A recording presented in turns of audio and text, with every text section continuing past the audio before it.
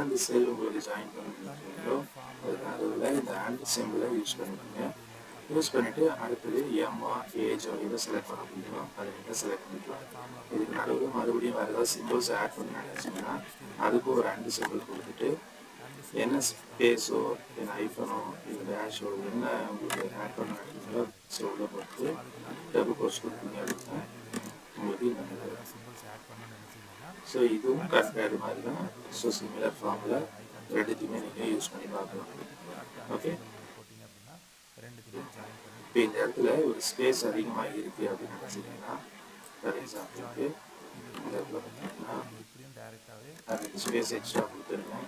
அதனால் என்னோடய ஃபார்மெட் பார்த்தீங்கன்னா இந்த இடம் நேம் தள்ளி போயிருக்கு, கீழே இருக்கிற நேம் நல்லா இருக்கு. ஸோ இதை எப்படி ரிமூவ் பண்ணுறதுன்னு பார்த்தீங்கன்னா ட்ரிம் அப்படின்ற ஆப்ஷனில் எடுத்துகிட்டு எந்த டெக்ஸ்ட்டில் உங்களுக்கு அதிகமாக ஸ்பேஸ் இருக்குங்களோ அதை செலக்ட் பண்ணிங்கன்னா உங்களுக்கு